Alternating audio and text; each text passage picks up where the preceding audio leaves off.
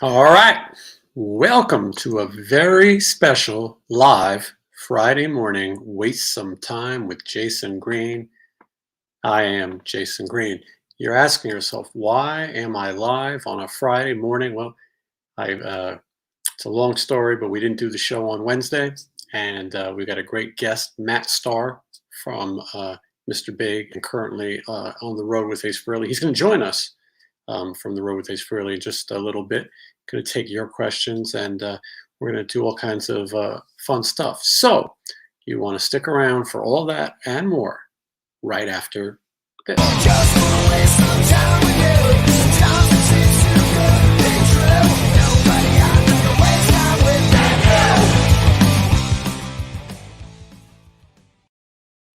you. All right.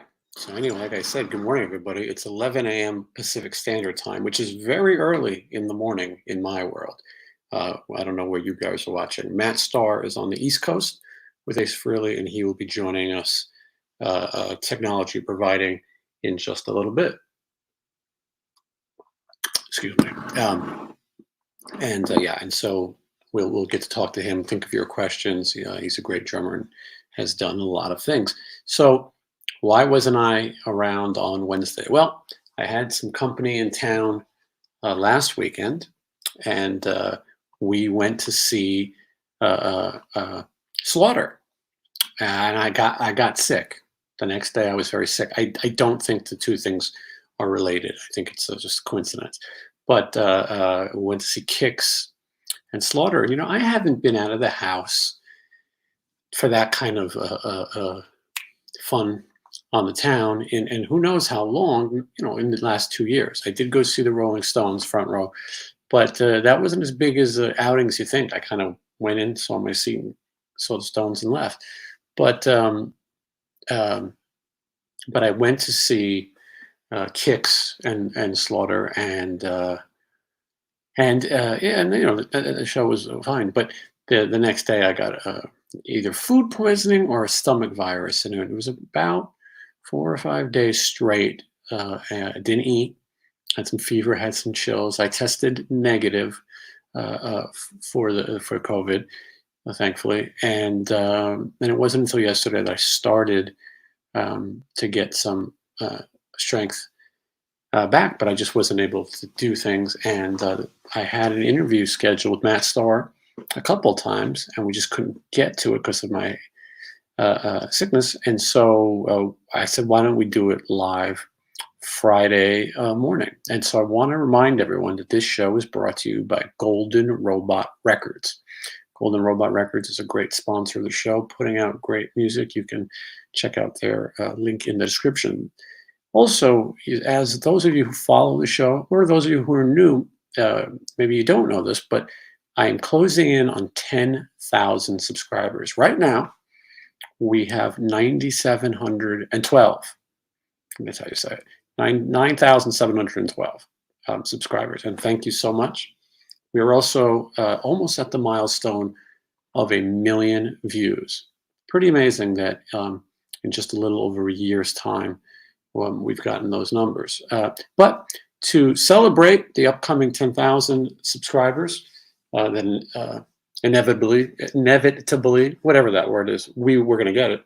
I want to do some special things. So one, for everyone who signed up for my Patreon, you watch the interviews first, get to ask questions. Well, every single person is going to be entered in the wheel of names. We haven't done the wheel of names in a while. It's a wheel, and it has names. And we're going to give a prize to every single person who's a Patreon. So if there's 20 people, if there's 100 people, it doesn't matter. Everyone's going to get a really cool prize, free, of course, for just supporting this channel. And so if you haven't signed up and you want to get in on it now, you can go to the Patreon link. There's all kinds of appropriate tiers. You get all kinds of stuff just for signing up. And you get first run at the interviews with no commercials, no ads. And we have some other special things. We're going to start doing Patreon-only shows, uncensored, because there's a lot of stuff I can't say on here, but I can say on there. And so that's coming up, and a lot of other content. Also, Next week, my tour diary with Stephen Piercy begins. I've shot a series of them. So far, there's 3 episodes. The first episode will premiere next week, and Patreons will be watching it this weekend, ad-free, before anybody else. So that's one thing. The other thing is we have the 10,000 subscriber contest that Golden Robot Records put together. It's called Don't Waste Any More Time. If you have a record, if you have a song, if you have a band, you have a friend with a song, enter the singles competition, Golden Robot Records. We're going to pick a winner. We have a great panel, and we're going to pick, out of 10 finalists, we're going to pick a winner, and they're going to get a record deal for a single. If it goes well, there is the chance at a full-length album deal. They're going to put money behind it and all kinds of other great things. So that link is in the description too. Send your music. We need to get going. You got about a month and a half on that. But I look forward to hearing all of your music and hopefully discovering something new. Those of you who've seen my last interview with Stephen Piercy from home, that was the first interview I did for this channel in person. And I went to Stephen's house and he talked about the current state of Rat. And he also rated the Rat records, which has been a very popular thing and controversial. Some people didn't agree with his opinions. I did, actually. I was almost right with him. But anyway, so that's out right now. If you haven't seen it, it's a good time to go back and watch that. So a lot of people in the comments, and I'm happy to see everybody. And let's see what we've got. Okay, good morning from Seattle. Let me know where everyone is watching from. Minneapolis. And what do we have here? Always happy to see Oregon. And yes, and good morning, everybody. Thank you so much. And happy to see Mike in Tampa. And also, and in just a minute, I'm going to bring in Matt Starr. Like I said, he's live on the road right now. And we'll let you guys ask some questions. I always ask the questions. Frankfurt, Rock City, Arizona, a lot of cool places watching from all over. So anyway, and we'll talk some Kiss. We'll talk all kinds of things. Matt's had an interesting career, and he will be on in just a second. He's actually here, and I think he's on a little bit of a schedule. So let's if you guys are ready. And he's ready. I hope he's ready. We're going to bring him in. There he is. Okay, let's welcome Matt Starr. How are you, Matt? Hey, I'm good. How are you? Good. I'm glad you're here, and I'm glad this worked. Me too. Thanks for asking me, man. It's good to see you. Yeah, Matt, it's funny. I feel like, we've met so many times and we've talked, but I don't think we've ever actually, talked like this. No, we have not. We have not. And so I should point out, I was trying to think of ways to begin, but the first time I became aware of you was you had a cover band in Vegas called Naugahyde. Yeah. And it was a funny gimmick. Vegas loves a good show and a good gig. And you guys had a thing, and you sort of put it together, right? Yeah, we had a band in LA called the King Mixers, and we would do all Brit rock. So we were doing Kinks and the Who and all this stuff. And this guy Nate Sorensen, who was working at the casino, Sunset Station, he saw us and said, "We want to bring you guys into Vegas. I love this thing. I think it'd be great." So we started playing, and we got some dancers and stuff. So we had a bit of a show, but I was aware of it's Vegas. It's got to be bigger. And we were a great band, but we were like a pub band. So we would rock a pub out. It would be killer, but in a bigger setting, it didn't really work. And I was like, I think we got to come up with something else. So we were talking about it, and I thought, what if we were like the uncles of the guys in Steel Panther? Right? So we were like these rednecks. We came up with Molly Hatchet and Skinnerd and all this, and we would do all this, what we term mustache rock. And then we started thinking, well, what is mustache rock? Okay, 38 Special, Skinnerd, Steve Miller. Yeah, cool. So we kind of created this playlist and we made the transition. And I was Dallas, Texas on guitar, was my brother, Houston, Texas. Mm-hmm. And Florida Lee on bass. He was our cousin. Skeeter on drums and Nacho. So that's what we did that. And it worked. I think we did about 2 years at Sunset Station. Yeah, and this was in full costumes, and every week it seemed like he's trying to step it up and make it a little crazier. You had an outhouse on stage. I mean, this really was a fun a thing. Hendertucky, I think, was what they call Henderson sometimes here in Nevada. Yeah, it was perfect, you know, and it was great because they had their team at the casino. So we'd say, "Can you make an outhouse?" And they're like, "Okay, yeah." Like, you know, like an old outhouse, and they're like, "Okay." And then next week we came and there's an outhouse. Hmm. And then we said, "What if we had like a thing for girls to dance in, but it was like a chicken coop with chicken wire?" And next week we come back, there's a so I don't know what these guys, you know, in the like the you know, where they would build shit, you know, they're getting these instructions, make a chicken coop. Okay. You know, but it was great. It was fun. It was a lot of fun. And that kind of like led me. It was a weird thing. And I don't know if like the Sinners guys had this experience too, but like you're in a band, it's successful, you're making money, you have an audience, it's exciting, but it wasn't enough. And I'm going, so what's the missing piece here? What's the problem? You know, and that was like going through that, getting the clarity of like, this is great. There's nothing wrong with this. We could keep doing it, but I'm not fulfilled.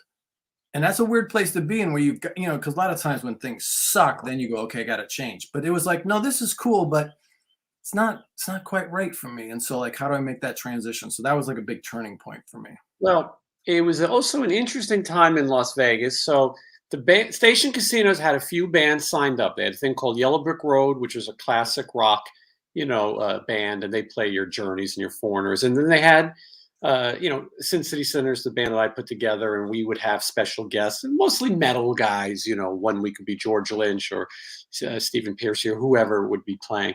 And then you had you guys in the costumes doing this really fun kind of, like you say, mustache rock, and then Steel Panther, and everyone would alternate. You know, so we would play Green Valley Ranch on a Friday, and then come into Sunset Station on a Saturday, and we'd see this chicken coop. You know, whatever the hell you guys did the night before, we would see it. I remember our drummer always complaining that your drummer tightened everything too much. You know, he's like, what does he use to tighten all these things? And so we should point out that you were the singer in this band. Right. And at the time, I didn't know so much about you because you guys had a little bit of anonymity. You were the characters, and right. you sold as a true Kiss fan you are, you sold the gimmick as much as you could. At some point, and now I should point out the other guys in the band all had their own little things as well, and then Scotty Griffin, who right. is now in Riley's LA Guns and made a record with me as well. He wore assless chaps, and he was your bass player, but he would tell me that, oh well, he used to be a drummer, and I believe you played in Bang Tango for a little while, right? I did. Yep, did the first Beautiful Creatures record, and then played with Kevin DuBrow for a little while too. Yeah, so you had this career, but you got a great voice, and so in that case, the suit fit. You needed a singer, and you were able to lead it. And it's not an easy thing to do, to try to get people up and dance and try to be funny and do that shtick. So, okay, so that's how I became familiar with you. But then to see the next step in your career, like you said, you were already a drummer. You had worked, but now the gigs start to really step up, and your profile steps up, and now Matt Starr becomes the business. I got to tell you, talking about, I was looking at your coaching. And Matt, I've got to tell you, when I first saw it, I was like, this is the most pretentious nonsense I've ever seen, right? I go, he's crazy. What is he coaching?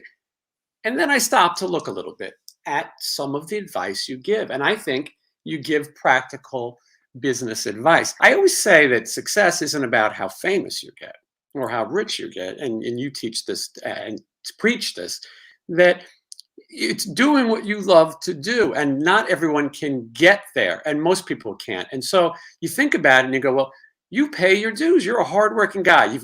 You've come up with gimmicks. I always say he's the Ming the Merciless guy. Look at the mustache.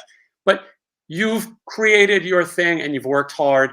You brand yourself, you brand your merchandise. This is a lesson that a lot of people don't know how to do. I find many musicians don't know how to run a business. And I think a lot of musicians also need somebody, and I know I'm talking a lot, we're going to get you, but a lot of people need somebody to push them and to guide them, and they don't know how to make the first step. The first step is everything.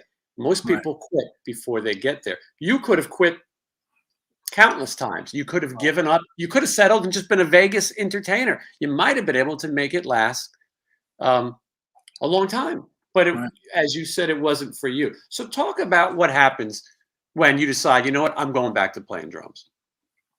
Yeah, so that was my first thing. And it's funny, over the years, I had guys go who knew me as a drummer, and they would say, it sounds great. Are you playing drums? And I said, no. And they're like, man, you're a great drummer. And I said, oh, thanks. But I'm doing this now. But I heard a lot, hey, you should play drums. And Kevin DeBro was always one. You go, what's going on? How you doing? I go, good. I'm singing. Should be playing drums. Yeah, I know, but nope. You're a hell of a drummer. Should be playing drums. It's like, okay, that's Kevin. So millions of records. And he's telling me, hey, you should play drums. I've seen a lot of musicians and you should play. And I just not dismissed it because I respected his opinion. But, so I think we've all gotten advice or heard the same thing that we've kind of pushed away. And so I started examining that. And I realized for me, the distinction was like, I want to play with the guys that wrote the songs. Right. So it's much different, say, for Todd Kearns to play a Guns tune with the Sinners, which sounds awesome and everyone's a pro and it's rocking, versus playing it with Slash. Mm-hmm. And so that was the distinction for me. Like, I want to play with the guys that wrote the stuff. And that was kind of how I made that determination. But it was, for me, at that point, I knew some people, but again, most of them knew me as a character and as a singer. So when I started telling guys in LA, hey, if you hear any gigs, let me know. And they go, oh yeah, you're a great singer. I go, well, no, I'm a drummer. And their faces would be like, oh, okay. And I'm like, oh, fuck. They've never heard me play. And they think this is probably like some new idea. I'm like, no, it's my first instrument. And they go, okay. And I had that exact experience. The last night I played with Naugahyde, I had given my notice to the band, and Quiet Riot and Dokken played outside at the outdoor venue. And so Frankie Benally came in and Sean McNabb, and I can't remember, Mark Huff, I think, was the singer for Quiet Riot at the time. So they came in, and McNabb goes, we did Immigrant Song, and then McNabb and I sang, and McNabb goes, let's do Burn. And my drummer, Mills, goes, fuck. He hands me the sticks. He goes, I can't do that song. You play. So I get on the drums, and Sean turns around, and now Sean and I have played a bunch of things since, but he goes, hey, buddy, are you cool on this song? I go, yeah. He goes, are you sure? I'm like, yep, no problem. And then they go, no, let's do Good Times, Bad Times. I go, oh, okay, great. Yeah. He goes, you're okay with that? I go, yeah. And I played. And after we played, he goes, wow, you sound great. But it was that thing where I was basically starting from zero, because anyone that I didn't have a lot of contacts, but anyone who did know me didn't think of me as a drummer. So I had to kind of, educate everybody that that's what I was, so even though I had been in LA for a time and I'd done some stuff, nobody really knew me as a drummer. So when guys talk about, well, I'm not established, neither was I. Mm-hmm. I kind of started at zero, which was pretty humbling, because I was like, well, fuck, I know how to play drums, but you don't even see me as a drummer. So I gotta put in this work, Yeah, it's I've heard you speak about that, because there's putting in the work. Obviously, there's making the right connections and things, but you were starting from scratch, even though you knew people. So, and it didn't take long. Ace Frehley comes around pretty fast. Yeah. That was about 9 months from when I left Naugahyde to getting that gig. And then at that point, once I made up my mind, then I just started reaching out to every drummer who I thought had a good career. And I started asking a lot of questions. I didn't ask them for anything other than, what did you do? Tell me your story. What would you advise I do? But I wasn't saying, hey, bro, if you hear anything, let me know. I just, tell me your story. Started seeing some common threads And then, yeah, by the time I got the Ace gig, some of those guys were messaging me and going, how did you get that gig? And then, like, after that, you know, I played with Mr. Big and Phil X and Doug Aldrich. Like, I was kind of, you know, I was everywhere, you know, again, just making my way up. But people started asking me, like, well, how did you do this? And I explained it, but I realized that there was a real need. And a lot of these guys were great players, but they weren't getting to that next level. And so they wanted to know how to do that. And I realized that I could explain it because this shit does not come naturally. I'm not an extrovert. I don't like meeting new people. I don't like even getting dressed to go out. I'd rather listen to records and, you know, talk about Kiss. So I had to really step out of my comfort zone. And then that made, you know, because some guys have success and they're doing the right things, but they can't explain it. They go, I don't know, I just do what I do. And I go, well, that's great. But I could actually explain it. And then for me, like what you said, I'm like, who the fuck am I to charge money for this? You know, like fellow musicians, we help each other out. And it's like, but I only have so much time. And if I do charge money, I really got to be able to help people. I really have. It's not just like, hey, bro, you know, go out to the clubs, hang out and make some connections. I really have to be able to put this together. And so that made me actually put together a course and really make it into a real thing. And that was about 8 years ago. And, you know, now here I am. And that's part of my business is the coaching. Yeah, it's funny. I think about when I was doing more management, you'll get people who call you and say, hey, can you tell me how to get this gig? Or can you just give me the information so I can do that? And then you think, well, that's kind of my job. And you start to meet people who tell you, hey, can I take you out to lunch and pick your brain? Which means, for the price of lunch, you're going to give away knowledge that you've used to build something. So yes, you have to charge for what you do. You are passionate about what you do, though. You follow up with the people, and you also put out a lot of content that is for people to understand what it's about. Motivation, and you back it up by getting out there and working and showing. You've become one of those guys. You're one of those guys that they go, oh, I need somebody, and Matt Starr, well, we know he's reliable. It doesn't hurt that you sing. You know what I mean? Right. I always say with a drummer, boy, you get a drummer who can sing, you've got a real advantage. Now, you sing lead, and it's with Ace Frehley. People know you're singing Paul Stanley song. You're a lifelong Kiss fan. This is you probably were waiting for this for quite some time. Yeah, when that was a big thing. Like in my head, for some reason, I couldn't be a singer and a drummer. I had to pick one. So that's why I did the singing, and I was like, okay. And then I go, okay, I just finally listened to all those people that were telling me you should play drums. I started playing, and the first gig I get is playing drums and singing lead with Ace Frehley, doing Kiss songs, singing songs by one of my favorite singers. And that's when I just said, I know nothing of what's possible. Like the universe I felt like there was a backlog. I felt like this was my first dream at 8, where I wasn't even aware that I was dreaming it, but like that there's a backlog of shit that the universe is just trying to give to me if I would just get out of my own way and like do the work and then just like let it come to me. So to have that gig, first gig was in New York City, Times Square at the Nokia Theater. And yeah, I'm playing Ace tunes with Anton Fig standing on the side of the stage, who played on all of Ace's solo records. It's like, what the fuck? How is this even possible? But again, I'm very fortunate and grateful, that happened. But again, like, what are the odds? And it's like, well, pretty good if you kind of just do the work. One of the things I heard you talk about that I like is you talk about sometimes something has to happen. There has to be something to motivate you. Something has to change. A lot of people, I've always said, people will stay in a dead-end job for a long time. Sometimes you get fired. Sometimes getting fired is the best thing that ever happened, because all of a sudden you started a new life and you didn't stay in a stagnant situation. Relationships, same kind of thing. Sometimes you need that kick in the ass. If you would have just rested your morals and stayed calm and stayed in Vegas, maybe this doesn't happen. Maybe we're not talking right now. Yeah, I believe that is true. Yeah, for sure. And I found that point I was motivated by just being depressed and having some really dark thoughts because my head was going, if I can't do what I know in my heart I'm here to do, then like I don't want to fucking be here, man. You know?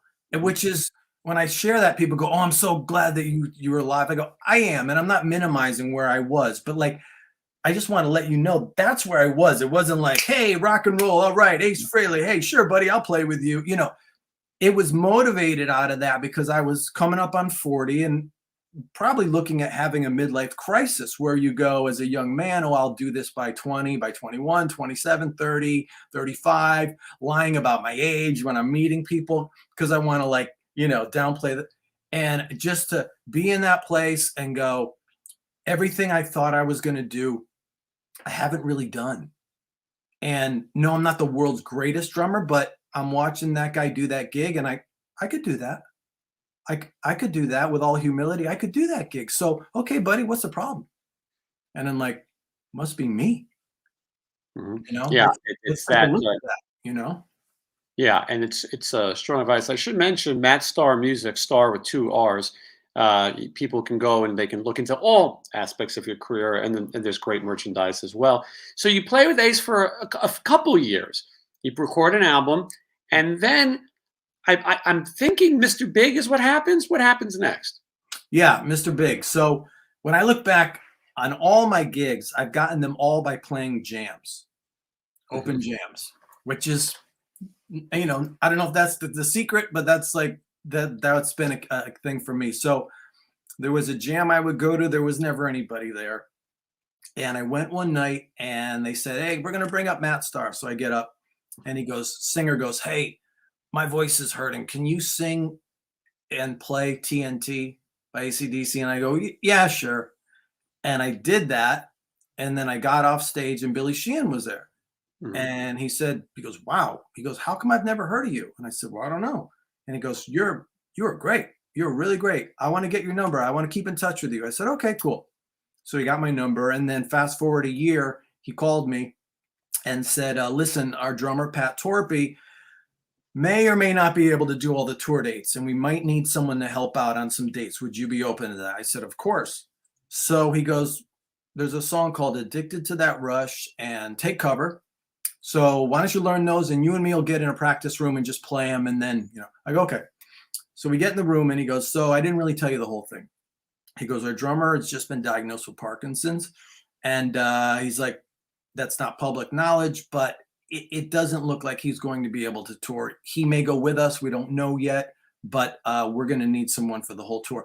So part of my brain's like, wow, this is really exciting. And then the other part of my brain's like, Jesus Christ, it's like a fellow drummer.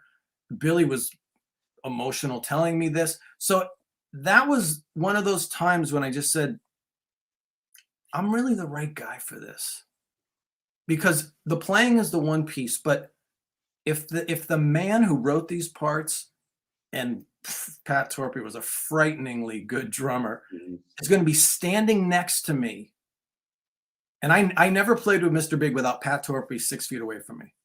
Yeah. Never at a rehearsal, nothing. He was always right there.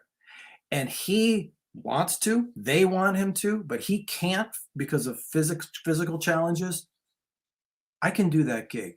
I can kick fucking ass and be respectful to him and understand the situation. And so that was like just a pretty deep thing. So I've never had like an audition where I was so kind of centered. It wasn't really excitement. It was just like, this is like a much bigger mission. So we played each song once. He goes, "Great. I'm going to tell the guys about you." And then a month later, we all got together in a room and I got to meet Pat. I got there early. Pat got there right after me. He goes, "Hey." I said, "Hey." We never met. We hugged each other. We talked a lot. And that was it. And we all played a few times. And it was like, "Okay, what do you guys think?" And everyone was like, "Yep." And that was the beginning of that. Yeah, and you went out and I think about 4 or 5 years, maybe. Yeah, we did 5 years. Went around the world a couple times. Did a record called "Defying Gravity," and yeah, it was a really great experience. And that was different. I mean, musicians have asked like, how do you make the transition? To me, it's all rock and roll. But yeah, Peter Criss and Pat Torpy are very different drummers. But to play with Paul and Billy and Pat too, guys that were just so curious about the instrument and how far they could push it. So Pat goes, I used to do this, but then I decided to do it with my left. I go, why? And he goes, just to see if I could. And I'm like, you have a different brain than I do, and I learned a lot from him and from those guys, just how much they love their instrument and are constantly trying to push the boundaries of it. It was really inspiring to be around. Yeah, and so his Parkinson's, he was struggling. Obviously, he played a little bit. He had a small kit when he could play a little. He sang a little. He did what he could do. Ultimately, he did pass away. I Yeah. think most people know that, but and very sad. And but I think what a way to honor him in the music. And if he was for it, then it's a great way for that band to continue legacy and celebrate his. At the same time, was there ever talk about Mr. Big continuing? No, not with me anyway. So I don't know what the future holds for the band. I don't know. We had like 2 months of dates, and then Pat died in February of 2018. And I thought they would just cancel the dates, but they actually kept them, and we did them. It was strange for me to not have Pat there. I can't imagine what it was like for the guys. I got the feeling like it was much harder than they maybe anticipated, because they're all like, let's just get it done. And I feel like Pat would have been like, you get out there and play, you know? So I think everyone they just needed a break from that, but I don't know what the future is for the band. Yeah. What an interesting way to get to know somebody and spend the last years of their life with them, and sort of helping to spread their music, because they physically can't. And so for you, yeah, it's got to be a sad thing, but also what an interesting way to be to get to know somebody. It was a really profound, beautiful thing. Like we hung out a lot. We'd get to a hotel, or I'd wake up and I'd go Starbucks, 0.2 miles. I'd go Starbucks, 2.2 miles. He goes, okay, 5 minutes. We'd meet in the lobby. We'd walk. I'd get my espresso. He would eat at Starbucks because he was a very picky eater. And so if we're in Japan, he's not really that interested in, different things. He likes, just really simple stuff. So he would get his Starbucks food that he knew. And we would talk about John Bonham, Buddy Rich, and our wives. Every day it would just kind of circle, and we'd be sitting in the plane and we'd be talking, and Eric Martin would be like, "Will you guys shut up about Bonham? I mean, I'm sick of hearing you guys." But we had such a good time, and it was, Pat was, I called him the Hugh Beaumont of rock and roll, which is the dad on Leave It to Beaver, and he loved that because he knew how I meant it. Great head of hair, great smile, handsome, all-American guy. Like Pat was just a no bullshit, never complained, hardworking, and just like really straight up the middle, and a great sense of humor. So yeah, it was a really great experience. Yeah, that an incredible story. So we're moving forward, and I'm jumping, but how Ace Frehley comes back into your life is sort of a result of Gene Simmons, because Ace has a band and Gene has a band. And Gene is going to go back to Kiss, and you jump in if I'm telling anything wrong, but Gene's going to go back to Kiss, and Gene tells Ace that he believes he doesn't like Ace's band, and he thinks that Ace should take Gene's band. The story that I hear around the streets is that Ace wants to stay in with Gene and Kiss, and says, I'm going to do what he says, and takes Gene's band. Now, you were not necessarily a member of that band, though, right? No, I wasn't part of that. So tell me how, because you did play with that. You did a charity event with Gene, so you did get to play with him as well. Yeah. Talk about how you get back in Ace. You'd already been in the band. Right. So when I got the Mr. Big gig, it was confirmed. I said, okay, let me call Ace, and I called him and told him what we're going to do. And I said, we're playing Budokan. And he just goes, brother, I got it, man. He goes, you got to do it, you know. So he was supportive of that, and we kept recording together, which was great. So we still had that connection. And whenever I'd see him, he'd go, "Hey, you still, how's Mr. Big? You still playing with them?" And I go, "Yeah, yeah." And my wife would say, "Tell him you're not that busy." And I go, "No, because as one, that's not honest, and I don't want to have that conversation of, oh, cool, can you do these dates?" And I got to go, no. Right. But after that tour, after Pat had passed, that was the end of that. And so Ace had called me and said, "Do you want to do the Kiss cruise?"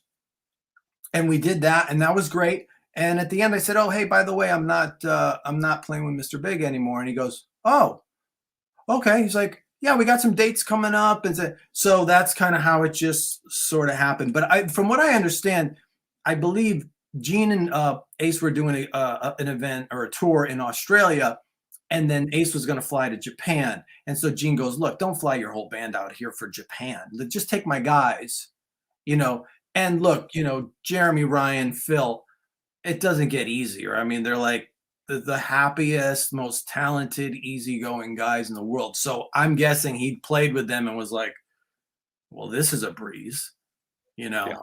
and they know every Kiss song under the sun. So I think it was just an easy thing. And then again, he, you know, reached out to me about the drums, and then there you go. Yeah. You know, Gene gets you gets you back in Ace essentially Right. in that roundabout way. So okay, well, you're on the road right now. Where are you today? I'm home. Right now, I'm in Connecticut, which is where we've been staying. We head back out in about 2 weeks. So we've got a bunch of runs, like 5 days, a week off, 5 days, a week off, 10 days, a week off, you know, that kind of thing. So we're here Long now, and then tour. we're headed to Ohio in a couple weeks. And then we got dates with Alice Yeah. out on the West Coast in April. And so it's just going to continue like that. Yeah. I mean, maybe the first time you play with Ace, you have to sometimes wonder how long is a guy like Ace going to want to do it. You know, I think any time of a musician of his caliber and sometimes his age, you sometimes wonder. You have to weigh your decisions. Maybe Ace is not really. Maybe this is fun for now. He's not going to get tired of it. Maybe he's going to go back to Kiss. That's always a possibility. It's Mhm. probably a possibility right now. You know, no matter what anybody says. Right. Um, but he didn't. He kept working. Ace has been out there. He's been a road dog. He makes music, you know, and now he's going to tour that music and keep playing. From what I see, got a great band. You know, I haven't seen it live yet, but I've seen some of the clips, and I think that Ace, you know, as you get older, you don't do things exactly the same as you used to. Helps to have a band behind you to help, you know, pick up a little bit. You don't want to be the only person lifting, you know, Right. and I think that's a great thing. And I think fans are excited. And you guys play a great set list. You know, I was thinking, well, he's going out with Alice. I wonder if he just plays sort of like a greatest hits thing. And I know that show hasn't happened yet, but no, he plays. If you're an Ace fan, you'll get the Kiss song. If you're a Kiss fan, you'll get the big Kiss songs. You'll sing. And everyone sings, but you'll sing as well. And if you want the Ace songs, if you want, you know, Hard Times and Strange Ways and some of these, you know, maybe deeper for the average fan, he's still playing them, you know, and you guys have a great show. Yeah, it's a great set list. And yeah, it's been cool, like stuff like Strange Ways, which is like, it's a deep cut, it's off Hotter Than Hell for all the Kiss nerds. But like, yeah, it's a cool tune. And so there's these random ones that we did, like Love Her All I Can, and some of these ones that aren't thought of as Ace tunes, but they're like these deeper cuts. Kiss doesn't really play them. So that's been fun. And then we do stuff, a lot of stuff off his 78 solo record, and then Rock Soldiers and some of that 80s stuff. And then, you know, we've done songs off the new records as well.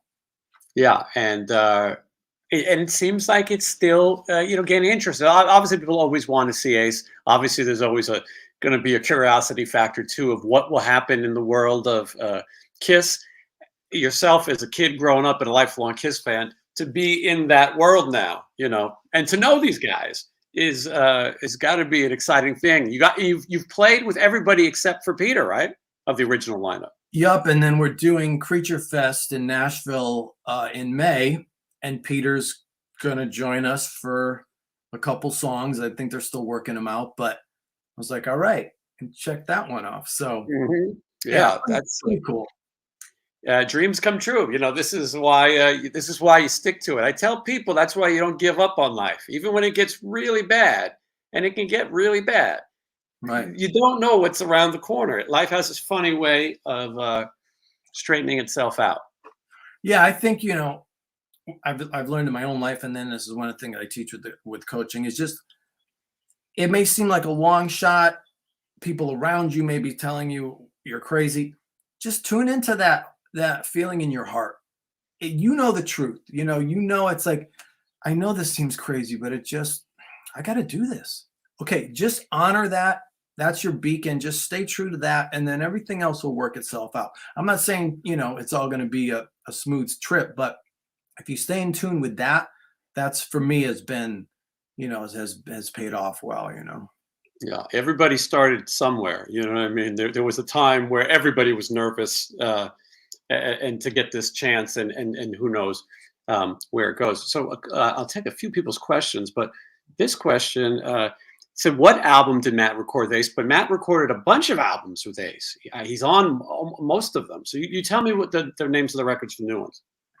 Yeah, okay. So Space Invader was the first one. I Mhm. think I'm on the entire record. Origins Volume 1 and 2, I'm on those. Volume 2, I think I played pretty much everything, but anyway, Space Invader, Origins Volume 1 and 2, and then Spaceman. And now we're working on, for me, the fifth one, which will be an original album. Yeah, he's got good stuff. The Origins are cover records. He puts out the original records. He had the song Bronx Boy. He wrote with the Raw Mancuso here in Las Vegas, and I that's a love real that. fun song. I was born in the Bronx myself, so I related to that one. And definitely, growing up in New York and in that area, you always hear the stories of Ace Frehley going to the Irish bars.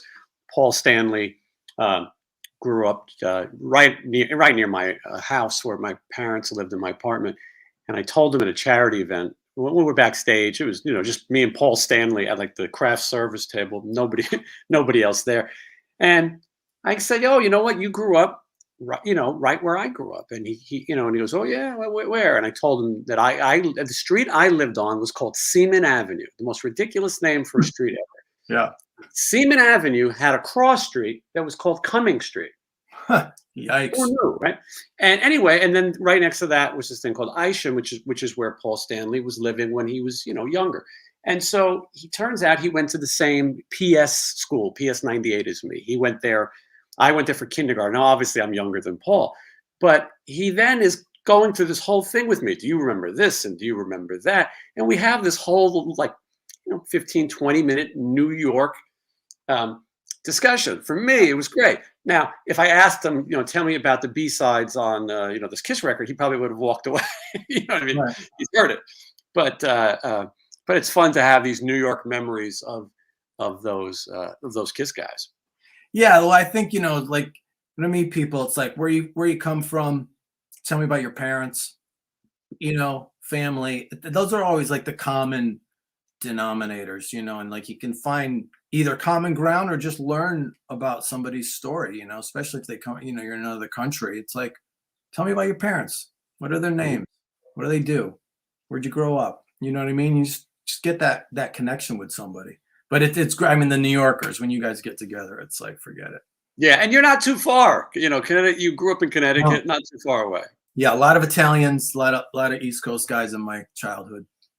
Absolutely. Okay, so question is, any more plans to play with Phil X? Phil X, as most people should know, is the lead guitar player in Bon Jovi right now. Yeah, that could have nothing right now. You know what I mean? But we still talk. We were just texting the other day.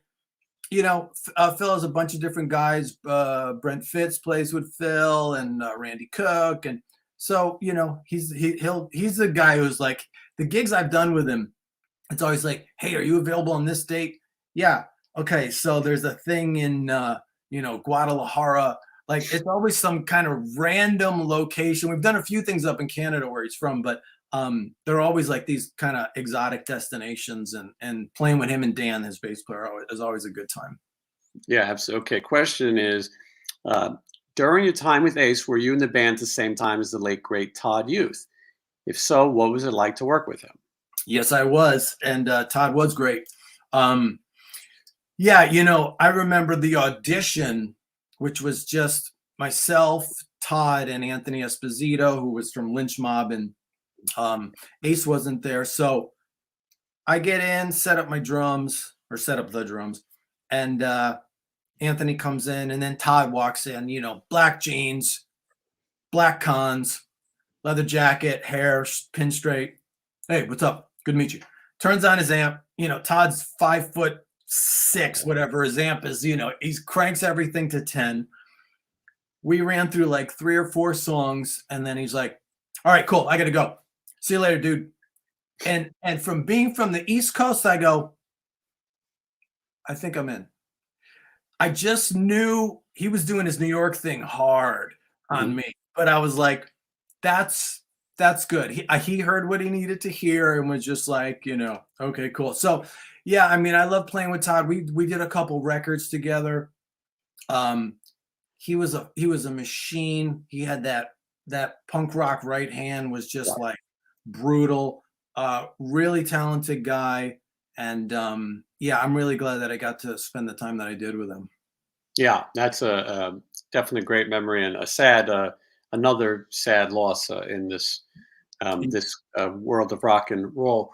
Want to Without a doubt. mention to people, and Matt, we could take a few more questions. Like he's got things to do, but I want to mention that people, if you're a fan or of the collectibles, and especially if you're a Kiss fan or an Ace fan, you have a great thing where, and I think this is also kind of part of your marketing. You when you negotiate whatever your job is, you make sure that your merchandise is available at these gigs, and you're able to sell drumsticks that were used at the show. You're able to sell drum heads that were used at the show, and fans can come on. They can buy them online in advance, come to the show, meet you, and take home, a piece of history. What a fun thing to actually see something that was used at your show, and then have it signed and dated by you. Yeah, and that's something again to Ace's credit. I had asked him about that over the years. I think that I didn't ask Ace to sign anything until like we were 5 years in, and Mhm. we did a session, and I go, "Hey, would you sign this stick?" He goes, "Yeah, sure." He goes, "You gonna sell it?" And I go, "No, no, this is just for me." He goes, "You should sell it." And I was like, I don't think I will, but okay, thanks. And so over the years, as I made my drumsticks available, or the bass drum head, I mean, it's got his name on it. I said, "Hey, is this cool?" And he's always just been like, "Yeah, man, do your thing, do your thing." So, yeah, so it kind of like became a thing. And I feel like, yeah, if you go to the show, it'd be like cool to have that bass drum head. And then, we get to meet after the show and sign in, take pictures. So it's been fun for me to do that because I'm a Kiss fan.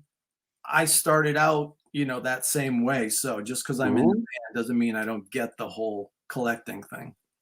Yeah, yeah, absolutely. And you go to Matt Star Music, Star with 2 R's, and then you can order these things. Now, I'm trying to get to as much as I can. You've got one of those careers where you can't just go, "You're the guy from this." There's a lot. You've got to. I saw a new video come out today. Mhm. And so tell me a little bit about that. That's the project with a great lineup.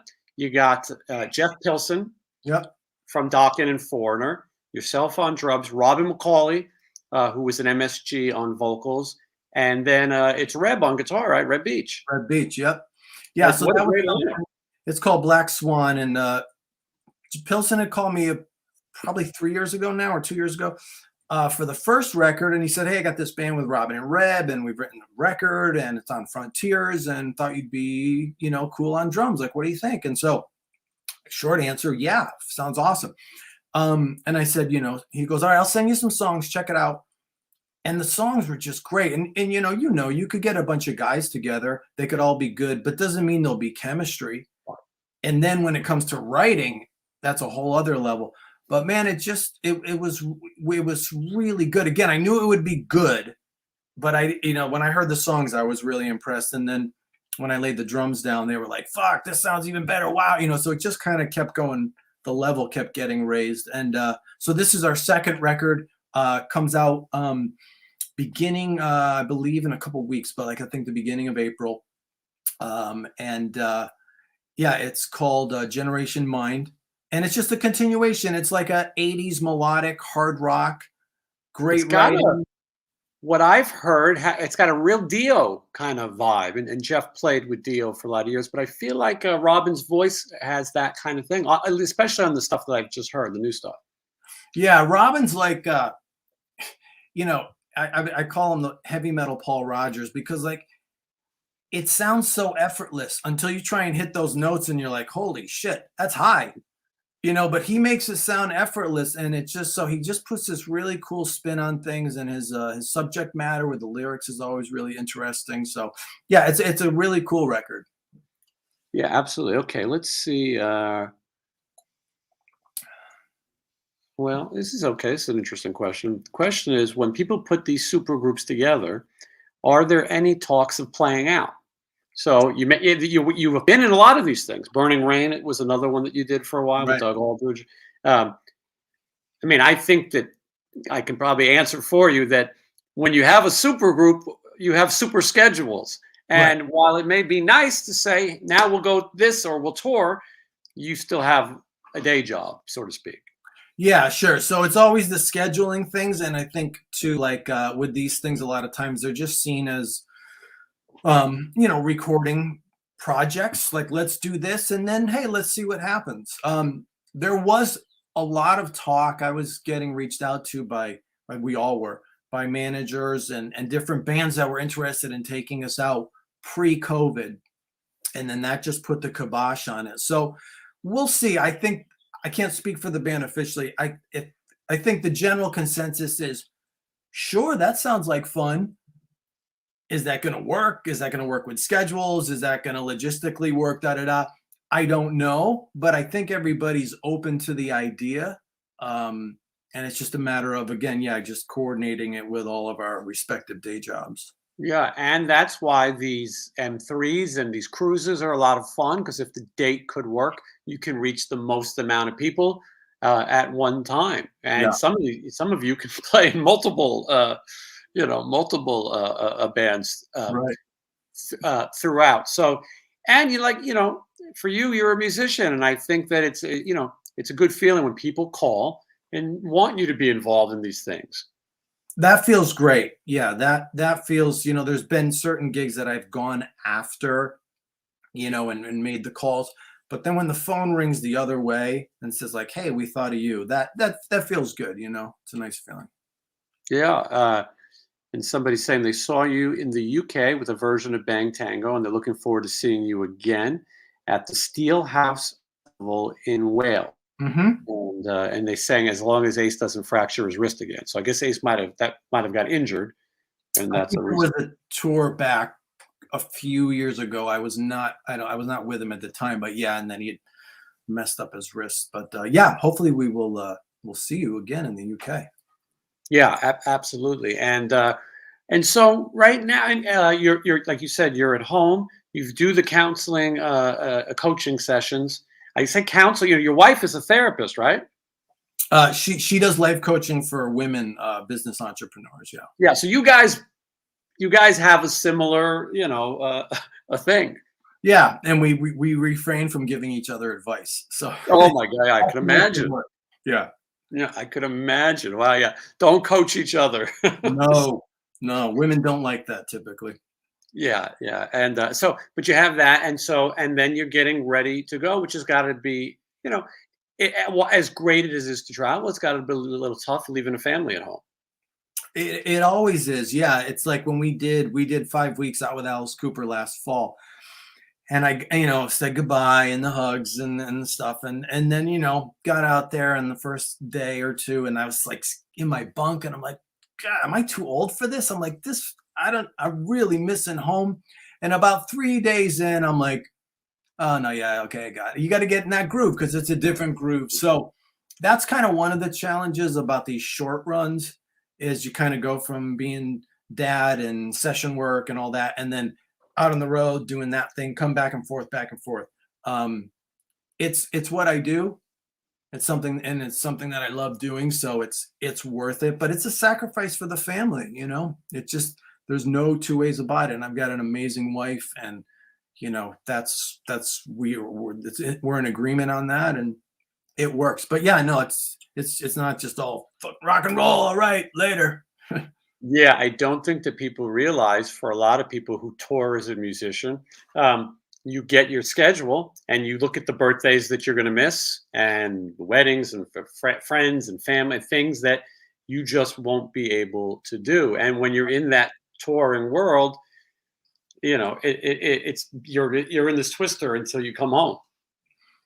Yeah, it's true, and that for me on a personal level, that's been I wouldn't say a challenge, but that's been a focus of like how do I stay focused? So we have like specific call times. Like I'm calling to say goodnight at this time. I Mhm. got to figure out what time zone I'm in, da da da. But we have call times that we do, and just to keep it structured, one so you don't miss you because you could have a day go by and go, Jesus, I texted her a bunch of times and we haven't actually talked. But also especially for the kids to give them as much of that consistency as we can. Yeah, and we're fortunate to have this technology, and Thank God. and especially coming out of the pandemic as well. There was a question if you played with Lynch Mob. Did you do that? I did, yeah, for a bit. Yeah, It's hard to keep up. I need a score sheet. right, right. Yeah, a lot of guitar players, Phil X, Doug Aldrich, Ace, Paul Gilbert, George A Lynch. lot of the best. A lot of the best. Some of my, a lot of ones that I grew up listening to.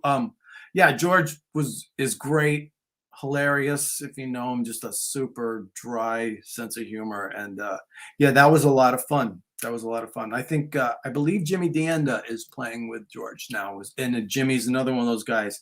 I saw Bullet Boys. I was 18, stood about 10 feet away, and just was like, okay, that was a drum lesson. Mhm. And he wasn't much older than me. He was young when he got that gig, and yeah, just so I always love watching Jimmy play. He's very sexy. He's a great drummer, and then I don't know how you get sexual with the guitar. Rudy Sarzo can licks his fingers. I've never Mhm. seen like a drummer that's like sensual with his drums, and it's like Jimmy pulls it off. Yeah, and he's not going to wear a shirt very often either. Nope, Um, but maybe not even pants. right, a good point. But yeah, Lynch is definitely an interesting guy. And if anyone's seen my interview with George on this channel, you will see that he is an absolute character. That interview got so much trouble because I think a lot of people don't know the real side of him, and he was really, really funny. And it's as you know, sometimes you don't know when George is serious or not. Sometimes Right, even I have to look at him and go, "I think this one's a joke." But right, right. No, yeah, you get in. He kind of out of the gate started saying some wacky shit, and I just was rolling with it. And then at one point he cracked a smile. I'm like, okay, we're riffing, got it. Because I'm like, if he's serious and I'm being a goofball, like this is not going to work. But yeah, he will veer in and out of seriousness. when we would have guests play with the Sin City Sinners, I would always tell Brent Muscat that the guest was mad at him, or you better watch out. I did it with Lemmy. That one, when Lemmy's the most scary of all. Right. But meanwhile, Lemmy was a very sweet guy. But on the outside, and Lynch, we would just tell him, "Oh, Lynch is not happy," or whatever it was, and Right. you couldn't get a read on what Lynch was or wasn't, Right. regardless. But yeah, you definitely have worked with some legend guitar players. Who would you want to work with that you haven't? Well, I mean, that list is kind of obvious, but like Jimmy Page, Mhm. Pete Townsend, Dave Davies. If we're talking guitar players, Yeah, um, Paul Rogers, yeah. and and I always felt like I was going to play with Malcolm Young, and so I just felt that because he's one of my favorite guitar players. Phil Rudd's a huge influence, and that will not happen as he passed. But yeah, that's one of my favorites. Just the rhythm is just unbelievable. Yeah. Oh no, definite legend of that. And we'll take anyone wants a couple more questions. We'll take those, and then we'll let everybody get back to their days. What about a favorite Kiss record? I think that you got to have an answer for that. Yeah, Rock and Roll Over was my favorite for years and years, That but was my favorite. in the more recent years, Hotter Than Hell is like I think I had issues with it in my musician brain, because sonically it's kind of strange. But but I listen to it more and more, and I'm like, the tunes are great, and it's got this darkness that you don't get on any other Kiss record. So I would say Rock and Roll Over, but Hotter Than Hell is a real close second. I got to go back and listen to Hotter Than Hell again. It's been a while. Yeah. Rock and Roll Over kind of became my standard answer. But some of these bands, I'm a lifelong Ramones fan, my favorite band. I still rediscover. I change my favorite record all the time, and Right. Kiss has that legacy as well, where depending on the mood, you go, you know what? Some of these songs that I wasn't thinking about, I think are really good, and you find something new in them all over again. Yeah. A lot of people here giving their opinions, and so we got hot in the Hot Shade. in the Shade. 80s. Yeah. Sure. Yeah. I'm usually one of the people who goes, I stop judging when the makeup comes off, but I mean, a lot of us, I think, do that. Dress to Kill. Yeah. Great record. Another Underrated. one that you don't hear as well. Question is, anything happening with the band Minefield? That they enjoyed that album? Yeah. Thank you. Yeah. That's Brandon Fields. If anyone wants an example of someone like a guy who just said, I want to do a record and I want to really do it right, look at what Brandon did, man. I think probably Jeremy Asbrock was the first one in there from Ace's band and Gene's band. Then he asked me to play drums. Todd Kearns came in. Mhm. Anthony Fox mixed it. And it's a great record, man. And he put it out. He sells the vinyl. He had to sign a bunch of records. Like, he did the whole thing himself, and made money, so it's really inspiring. So I don't know. We were going to potentially do something at the Creature Fest, but schedules didn't align with everybody. Wasn't going to be there. So that's another one. Love to. Let's see what happens. But the door is definitely open on that. Yeah, I've heard good things about it. Again, it's another band where obviously Todd is with Slash or with people. You guys will both be at that Kiss Fest. I'm thinking he plays with Bruce Kulick. Yep. As well. So, and that should be a great event for Kiss fans. The $1 million question: does Vinnie Vincent show up or not? He did a listening party, which from what I hear, went really well and was well received. He did another event where he wasn't playing with the band, but he was playing and gotten reports like, yeah, he sounded great. He's playing great. It was cool. So I have to believe that he will. But as a Kiss fan over the years, we're all like, Mm-hmm. So I believe so, and I certainly hope so. Yeah, I mean, it does seem like he's making the right efforts, but yeah, as a Kiss fan, you never know what. We know too much, yeah. It'd be great if you can play with him as well. That would be a trip. Yeah, anything off of Invasion, I could probably remember because I like that record. Yeah, so there's another Kiss guy you could cross off your list. Well, Matt, I thank you so much for joining me this morning and answering some questions and hanging out and taking some of your personal time because it's you only have so much, especially when you're about to go out. It's a good thing. We spent so many years, 2 years now at home. It's a good time to to get out for a little while. Yeah. Well, thank you. I appreciate it. And it's good to talk with you, man, because like you said, we've never done this. So I appreciate it. It'd be fun. Next time we'll get together and we'll talk about all the really good stuff that we can't say on the all the questions I want to ask. You can't ask. But Right. But anyway, thank you so much. And again, Matt Starr Music. He's also on all social media, and you can reach out. So if you're interested in trying to take your career to another level, and you need somebody to give you that push, because I think that's the key. I used to read scripts for a living, for a little while, a little portion of my life. Most people don't put the script in the right format. That's an automatic out.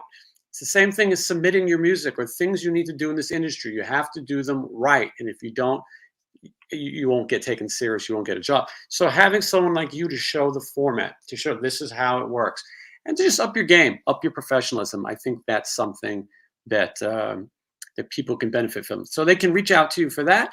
They can reach out to you for the drum heads and the other kind of cool things and whatever else. So anyway, again, thank you so much. And thank you to the audience. Make sure everybody subscribes. We're almost at 10,000.